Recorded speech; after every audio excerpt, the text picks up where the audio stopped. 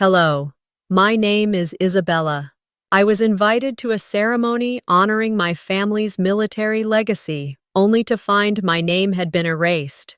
Then, at the security checkpoint, my sister ripped open my bag in front of everyone. And when she saw what was inside, my folded uniform, my medals, she fainted. People gasped, cameras flashed, but that wasn't the worst part.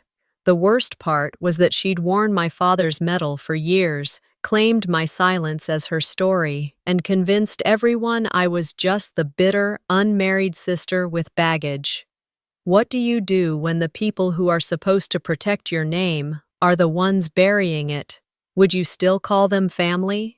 I hadn't stepped into Callista's house in over 5 years, and yet the moment I crossed the threshold, it felt like stepping back into the same suffocating silence I'd left behind. The living room looked nearly identical, same polished oak floors, same stale air freshener that tried too hard to smell like citrus. And the photo wall, untouched, smiling faces, graduations, holidays, family trips, everyone but me. There wasn't a single picture of me in uniform, not even one of me as a child. I scanned each frame carefully, as if somehow I'd overlooked myself in the crowd. But no, my absence wasn't an accident. It was a decision. Callista was in her element, moving around the dining room like she owned the air itself.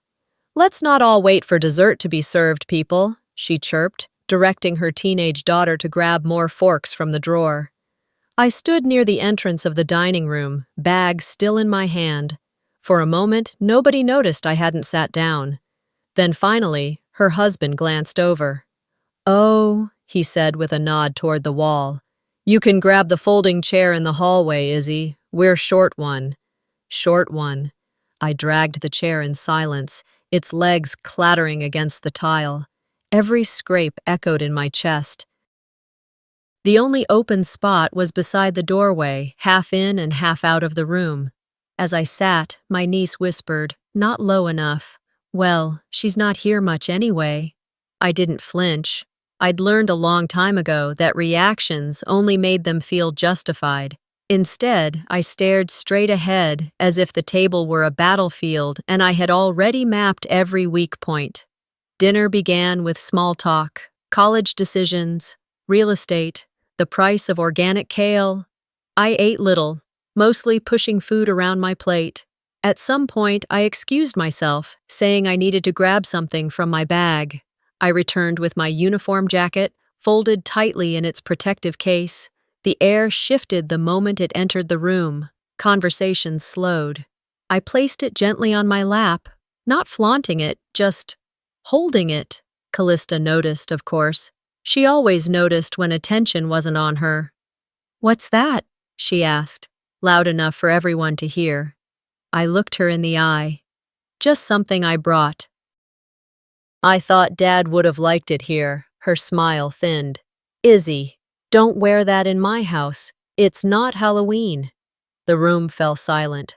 A few cousins looked down. One uncle cleared his throat and pretended to adjust his napkin. Nobody defended me. "It's not a costume," I said softly. "It's part of me." She scoffed. "Well, some of us moved on from pretending we were important."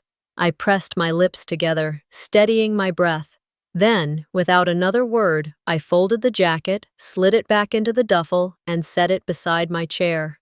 My spine stayed straight. My chin stayed level. But inside, something cracked. After dessert, Callista stood to raise a toast. Her voice lifted with that familiar blend of pride and performance. "To our family's legacy of service," she said. "From my father to my son, may the Thorn name always stand for honor." My hand curled around the stem of my glass. I didn't speak. I didn't blink. But I looked at the bag resting by the door. Maybe it's time, I thought. I remember the sky being painfully blue that morning, an unfair kind of brightness for a funeral. I parked at the far edge of the church lot, sat in my car longer than I needed to, and watched clusters of people in dark clothes shuffle through the double doors. I knew most of them by face, if not by name, neighbors and former colleagues of my father's, all of them coming to pay their respects. I checked the printed program one last time. Nowhere in the eulogy section was my name listed, not as a daughter, not as a speaker, not even as a pallbearer. When I finally stepped out of the car, a relative I hadn't seen in years spotted me. Her eyes narrowed before she smiled, too wide to be sincere. "You came after all?" I nodded. That was all. No warmth, no welcome, just the unspoken understanding that I didn't quite belong. Inside, the pews were filling up. I took a seat in the back corner, out of habit more than strategy. Being forgotten was easier when you sat where no one had to see you. Callista stood near the front, poised in a black sheath dress that looked like it came with its own stage lighting. She glanced once in my direction and looked away as if I were someone else's mistake. When the service began, the pastor offered a brief prayer and then introduced Callista as the daughter who so lovingly organized today's remembrance. She took the pulpit like it was her birthright. "Thank you all for being here," she began, voice calm and perfectly measured. "Our father was a man of conviction, of honor, of legacy, and I believe his greatest pride was in what we carried forward from him, his values, his name, and his role in this community." She smiled down at her son in the front row. I know he looked at his grandson and saw a continuation of that honor. Our family, we stand for something. I waited. I gave her space to acknowledge the rest of us, me, but she never did.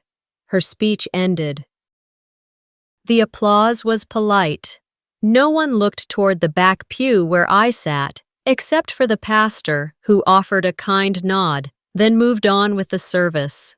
The coffin was closed. There would be no final viewing, no last goodbye. After the crowd thinned, I remained seated, unsure if I was waiting for something or just unwilling to move.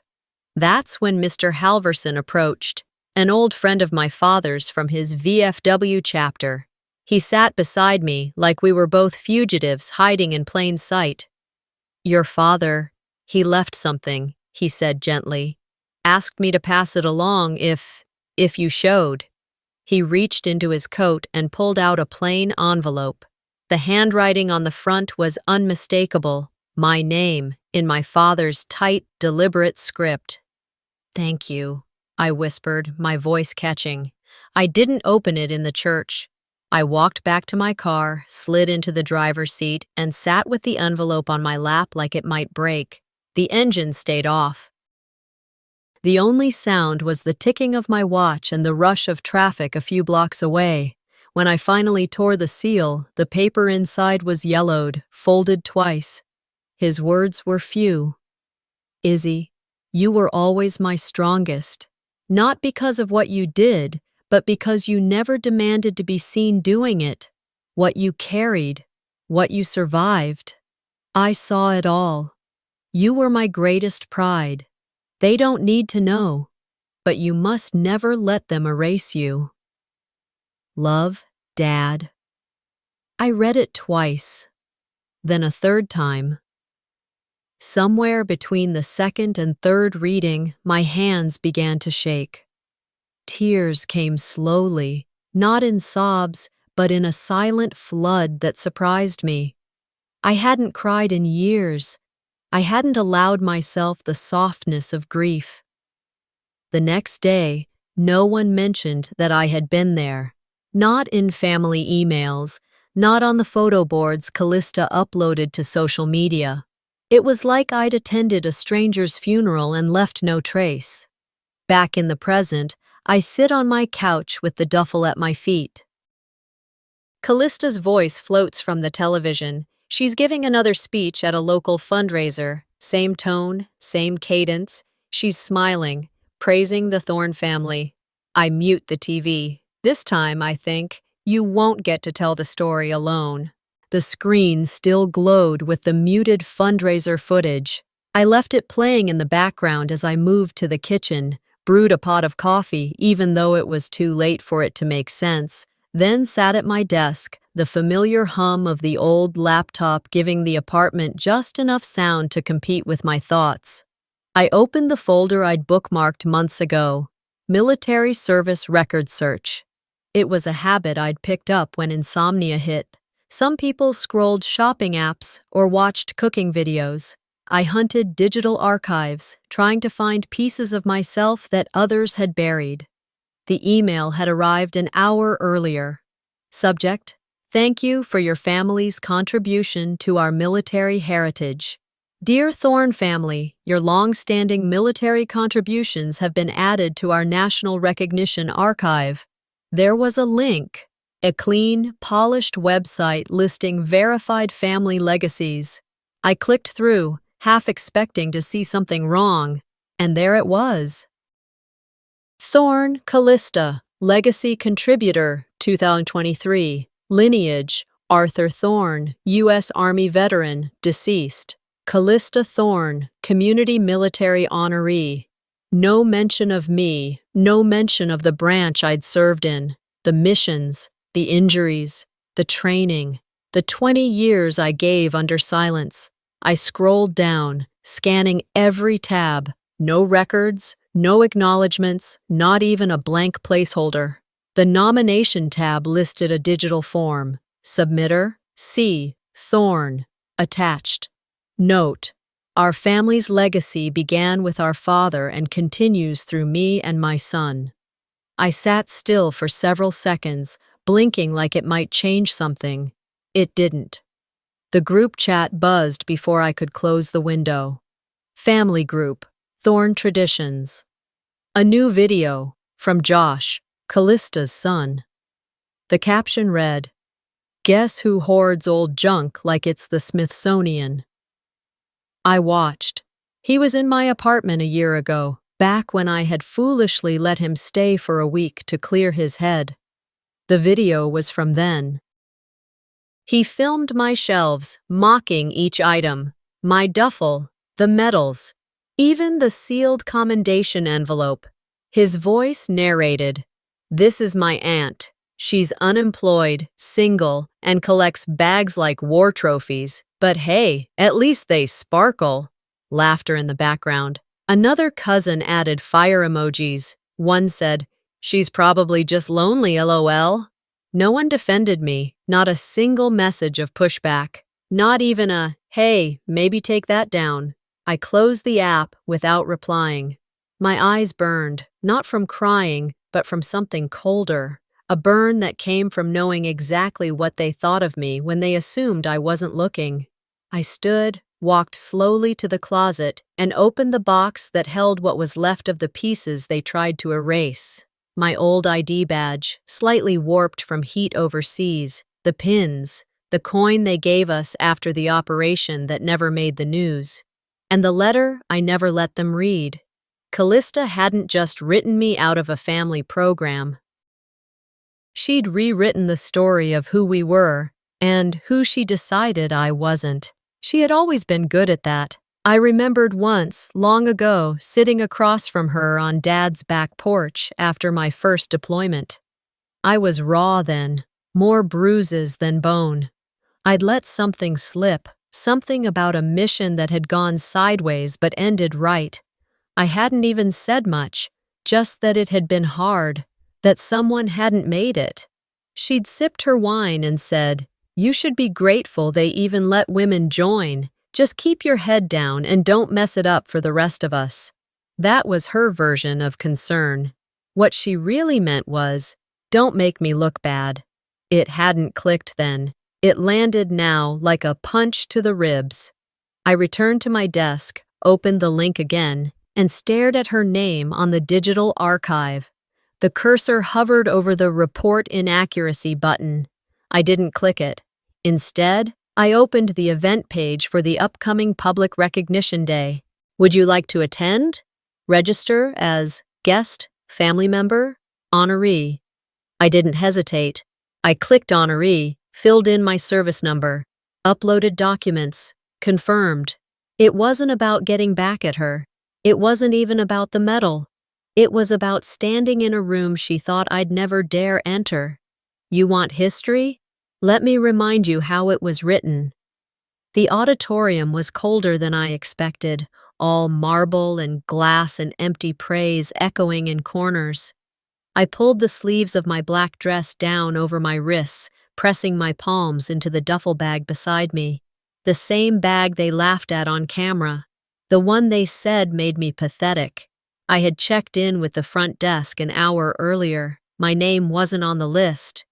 The woman at the registration table flipped through the pages twice, then glanced up with a rehearsed smile. "Are you here with someone?" she asked. "I'm here alone," I replied, evenly. She hesitated, then handed me a generic guest badge. I pinned it to my dress and walked inside without another word. The banquet hall shimmered with navy blue uplighting and gold-trimmed round tables. A slideshow played across 3 large projection screens, looping images of military families, American flags, small-town parades. I kept to the back, just like always. Then I saw it. Her face, 10 feet tall, smiling as if she'd been born into honor. Callista Thorne, Military Family Legacy. The banner hung above the stage like a proclamation. She stood off to the side, shaking hands with local officials. Her hair perfect. Her expression humble enough to be praised, proud enough to own the moment. No sign of my father. No mention of the one who actually served. I found a chair along the back wall, not far from the catering line. No one noticed me. No one even looked. The event host took the mic, asking guests to find their seats for the evening program. And then it began. Callista took the podium, gracious and composed. "Thank you for being here tonight. I stand here on behalf of the Thorne family, a family shaped by service, sacrifice, and love of country." She paused for effect. "My father, Arthur Thorne, was a decorated veteran, a man of integrity. His legacy lives on through our values and in the next generation, through my son, Jacob, who begins boot camp this summer." A camera flashed. Applause spread through the room. I remained seated. She went on about tradition, about honoring the silent strength of families who stand behind the uniform. But not once did she mention me. Not once. When the slideshow began again, a video played of her receiving a medal at a community event 3 years ago. "This award," the narrator said, "was presented to Callista Thorne for her representation of the Thorne family's commitment to military values." I knew that medal. The moment it appeared on screen, my throat tightened, not from emotion, but from clarity. That was my father's medal. The one he received on the basis of a classified mission I completed. I had been in Kabul when the paperwork was filed. Because my role was confidential, the commendation had to be issued under his name, even though the report was written with my initials in redacted lines. He'd told me once, "I kept it safe. For you, you'll know when it's time to take it back." And now she wore it in videos. She used it for keynote speeches, for PR, for power. The applause thundered again as the video ended. People stood. Some wiped tears. I didn't move. I pressed my palm to the side of the duffel, feeling the edge of my folded uniform, the medals, the envelope. From my seat, I watched her descend the stairs, shaking hands, posing for more photos. She laughed with an elderly woman who said something like, "Your father would be so proud." Callista smiled wide. "He always said I kept the family together." I stood slowly and moved toward the back wall, closer to the light, but still hidden. No more. Not this time. A volunteer approached, clipboard in hand. "Ma'am, would you like to verify your bag contents ahead of tomorrow's screening?" I looked him in the eye. "No," I said. "Let's do it in public." The moment I said it, the volunteer's face tightened, not with fear, but that quick hesitation people carry when things leave the script. "No," I told him again. "Let's do it in public." He nodded, eyes flicking toward the security table where a handful of agents were already checking bags. I stepped out of the line, shifting the weight of the duffel in my hand as I moved closer to the checkpoint. It was early. The ceremony wouldn't start for another hour, but the lobby had already begun filling with clusters of guests in navy and charcoal suits. Men wore their medals like anchors. Women clutched their handbags like armor.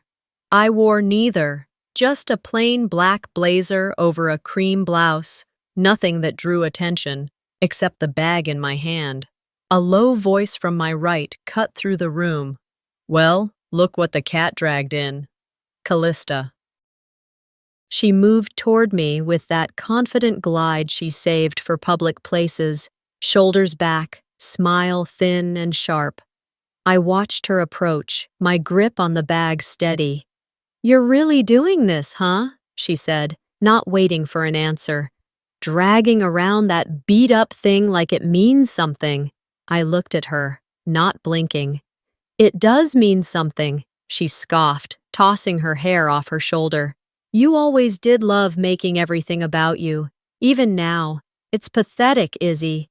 I kept my tone even. "That bag holds things you'll never understand." She took a step closer, lowering her voice. "What is it? Some pins? An old ID card? You think people care about your dusty little stories?" I could feel the eyes starting to turn. People nearby slowed their steps. Callista's smile widened, sensing the attention. "Go ahead, open it. Let's see what kind of truth you've got buried in there." I didn't flinch. "This isn't your stage, Callista." She leaned in, her whisper sharp. "Neither is it yours." A security officer finally stepped between us. He looked from me to her, unsure who needed managing. "Ma'am," he said, directing it at me first, "you're okay with opening this here?" I didn't look at him. I looked straight at Callista. "You open it, you answer to what comes out." She laughed, too loud. "Oh, please." "This again?" She turned to the crowd, addressing no one in particular. She's always been like this. Wounded soldier, mysterious past, no facts to back it up. Someone in the crowd mumbled, "Isn't that her sister?" Before I could speak, a voice cut through the noise. "That's Captain Isabella Thorne." The lobby hushed. I turned. The voice belonged to a tall, silver-haired man in a dark suit, his dress shoes clicking softly as he approached. Ellison Crane. I hadn't seen him in decades, but there was no mistaking him. He looked older, leaner, but his bearing hadn't changed. He stopped beside me, eyes locked on mine. "I'd recognize her anywhere," he said. "You saved my life." Callista blinked rapidly, then laughed again, this time shakier. "What, are we staging a reunion now? Maybe write a movie?" Ellison didn't look at her. His attention remained on me. "You shouldn't have to do this." "I know," I said, "but I am." He nodded once, then stepped back into the crowd without another word. He didn't need to stay. His presence had already changed everything. Callista's face had paled, her mouth a line of disbelief and something else. Panic, maybe. The security officer turned to her. "Do you want to open the bag?" She hesitated. I didn't say anything. I didn't need to. Callista's hand reached for the zipper. "Fine," she snapped. "Let's all see the truth." And then she yanked. The zipper groaned under her force, teeth scraping open. I didn't move, I didn't blink, but I watched her face, because I knew what was coming. The zipper screamed against the tension, that unmistakable sound of fabric giving way under pressure. And then, silence. Not the quiet of respect or boredom, but the thick, heavy stillness that drops into a room when people witness something they can't take back. Everything spilled. My uniform, still meticulously folded, landed halfway out of its protective sleeve. The medals, official, polished, weighty, tumbled across the table, clinking against each other like church bells at a funeral. The letter from my father slid free, its seal slightly cracked, landing just beside the envelope that bore the presidential insignia. Callista froze mid-motion, hand still on the bag. A young man nearby, barely out of college, judging by the lanyard and the wide-eyed look, whispered to no one in particular, That's not hers." The crowd edged closer without meaning to, phones lowered, heads tilted. One of the security officers, a tall man in his 40s with soft eyes and hard shoulders, stepped forward. He knelt slowly beside the table, reaching for the largest medal, a service cross I hadn't worn in public in over 20 years. He held it up gently. "Ma'am," he said to me, "is this yours?" I didn't raise my voice. I didn't step forward. I simply said, "Check the serial number. It's etched on the back." He turned it over. Another officer joined him, typing into a handheld device. A pause, then a faint beep. "It's registered," the second officer confirmed. "To Captain Isabella Thorne. Issued under internal file DS-76C. The murmur that followed wasn't a gasp. It was more of a ripple. Like people adjusting in their chairs, rethinking what they thought they understood. Callista's hand slowly retreated from the duffel. She blinked, but didn't speak. I met her eyes for the first time since the zipper opened.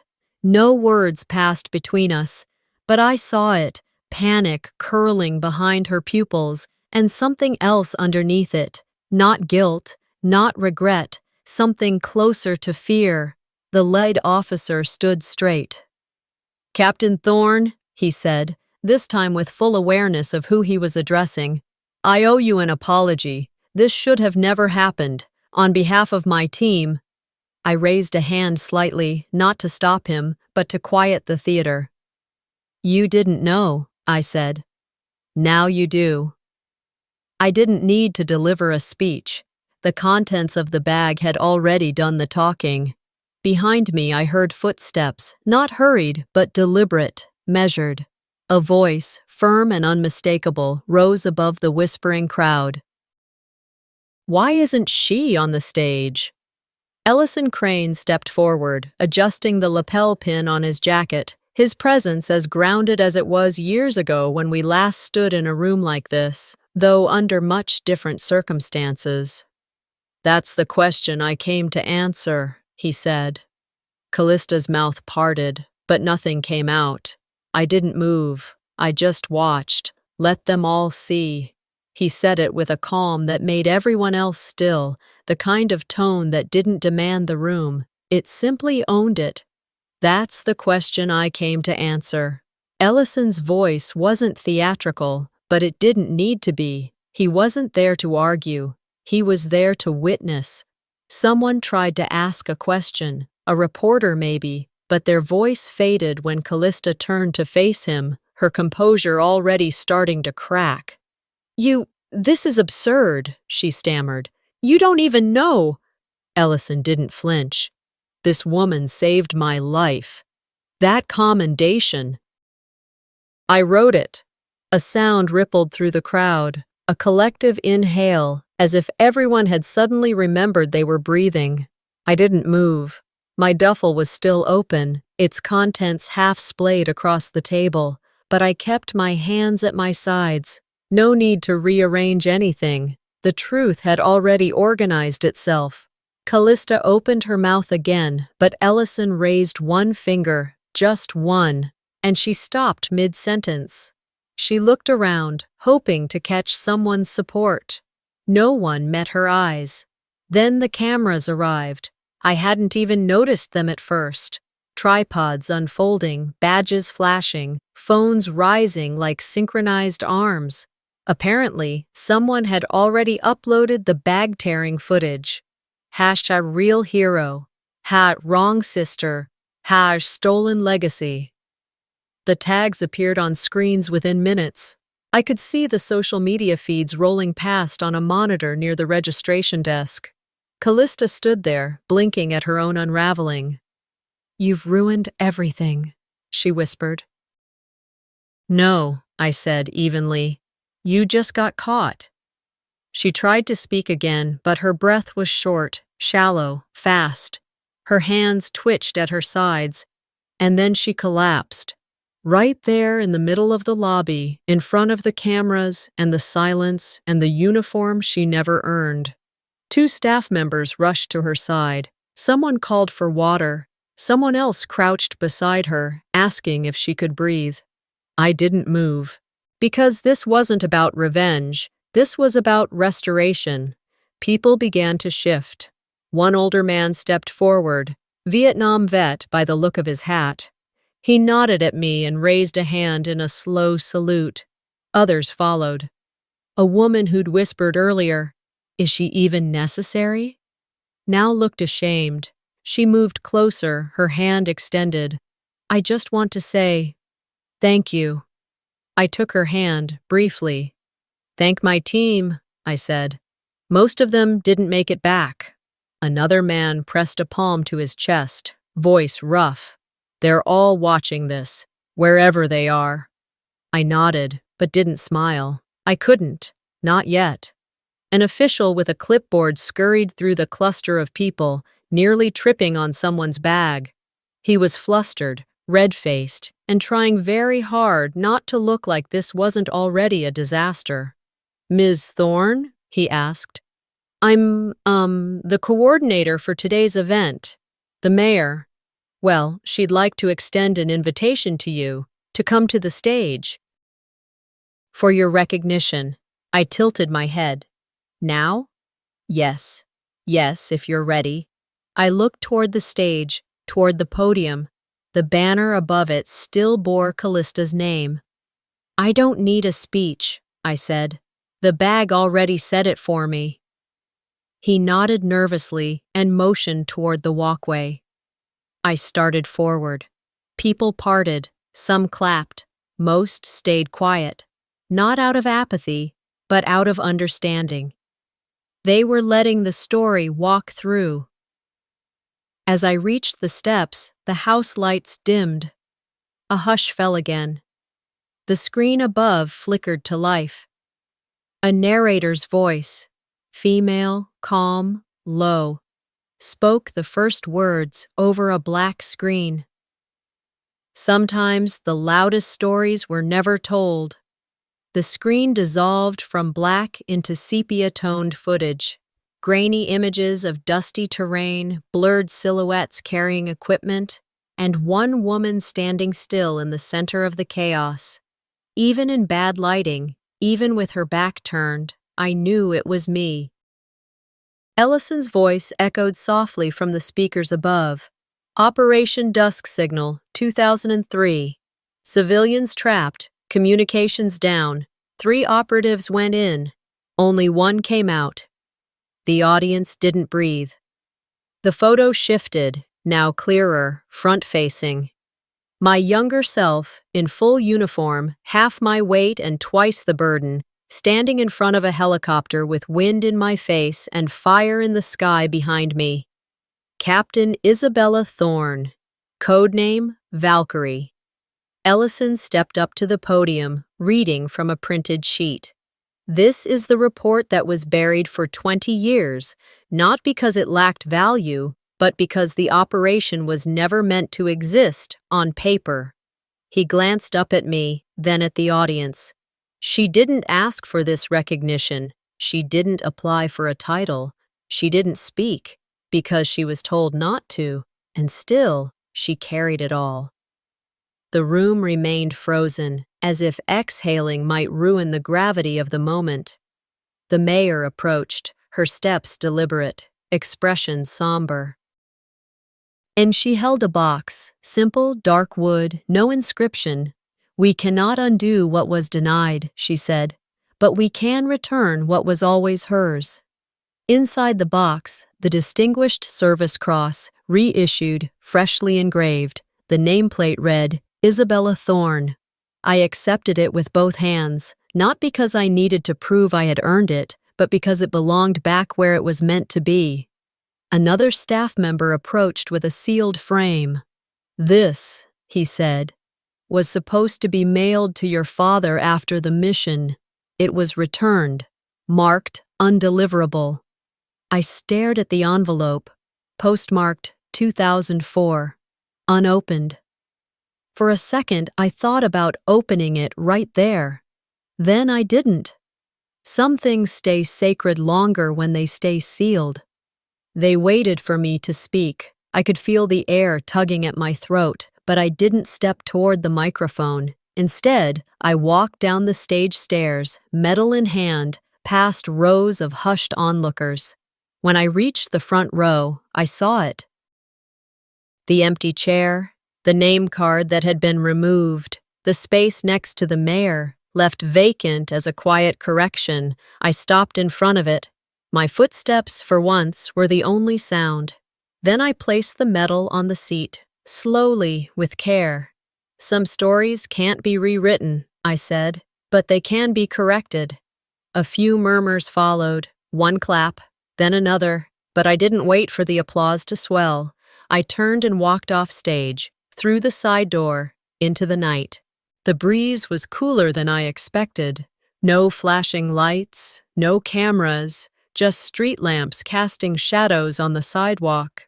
I kept walking until I reached the back parking lot, where the grass grew higher and the silence was more honest. There, I let the wind move through me, not to sweep anything away, but to remind me that something had shifted. Inside my mind, I heard my father again.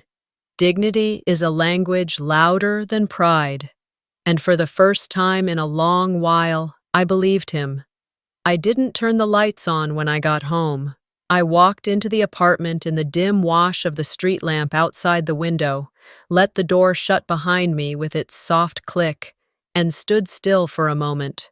The duffel bag was light in my hand, empty except for the letter from the president and a few papers that weren't ready to be buried yet. The medal was gone. I slipped off my shoes, placed them gently by the wall, then carried the letter, his letter, across the room. The frame with Dad's photo sat on the corner shelf where it always had. I unfolded the creased page with care and propped it beside the frame. Two truths, side by side, the man who gave me life and the words he waited too long to say. The room wasn't heavy anymore. Still. Yes, but not heavy. I boiled water for tea without thinking about it. Chamomile, the kind that smelled like late evenings and childhood colds. I sipped it standing, eyes scanning the headlines on my phone. My name was everywhere, not just on local news, but in national updates, think pieces, veterans' blogs, clips from the security checkpoint had already gone viral. There I was, silent, still, a woman standing in the wreckage of what someone else had tried to claim. Someone had slowed the footage down. The zipper, the medals, Callista's expression. People were calling it the moment America blinked. My inbox overflowed, messages from strangers, old colleagues, journalists. And buried among them, one short, simple line from a name I hadn't seen in decades. "You gave us a voice." I sat at my desk, fingers hovering over the keyboard, unsure what to write back. In the end, I didn't. Not yet. A few minutes later, I heard something outside the door, a soft knock, then silence. When I opened it, there was no one, just an envelope taped to the wood. I peeled it off gently. It was a note, handwritten. "I'm sorry for my part in the search. I didn't know. That's no excuse, but I wanted you to hear it from me. You didn't deserve what happened." No signature. But I recognized the block handwriting. It was the lead officer from the security line. I folded the note once and slipped it into the back of my father's letter, not to forget it, but to file it where it belonged, behind the one apology I had waited a lifetime for. The knock that followed came hours later, near midnight. This time, I knew who it was before I even opened the door. Callista stood there, no makeup, no blazer, just an oversized hoodie and the kind of face people only wear when they've lost everything they thought made them untouchable. "I didn't think you'd answer," she said. I didn't move from the doorway. "You're right, I almost didn't." She looked down. "I just wanted to say—" I cut her off. "You don't have to rehearse it, just say it." She opened her mouth, closed it, then whispered, "I'm sorry." I nodded slowly. "I forgave you," I said. "That doesn't mean I trust you again." Tears welled up, but I didn't step forward. I didn't offer her a seat. She reached for something more in the silence, an invitation, a pathway, anything. But I didn't give it. Eventually, she whispered, "I deserved that." I let her leave without another word. In the morning, when the sky was still the color of ash, I took my phone and uploaded a photo. My uniform, freshly pressed and hanging on the back of the door. Caption: "They asked what I did. I lived. I served. I survived." Within minutes, comments flooded in, from people I'd never met. "Thank you. This story needed to be heard. For all the invisible ones, thank you for making us seen." But I hadn't done it for them. I did it for the girl I used to be, the one who stood alone at the edge of family dinners, who watched everyone else get toasted while her name was forgotten. I did it for my father, who was too loyal to speak and too proud to fight the silence. And maybe I did it for myself. That night, I sat by the window with a blanket draped over my knees and held the dog tag I hadn't worn in over a decade. The edges were worn smooth, but the weight hadn't changed. Dad's voice, calm, measured, floated in my mind one last time. Some medals are worn inside, and finally, I understood. Sometimes, the deepest wounds aren't the ones we carry in silence, but the ones caused by those who were supposed to protect us. This story isn't just about medals or recognition. It's about reclaiming truth when others tried to rewrite it. What would you do if your family erased your name from your own story? Let us know in the comments, and don't forget to subscribe for more real stories that dig deep, hit hard, and stay with you long after the screen fades.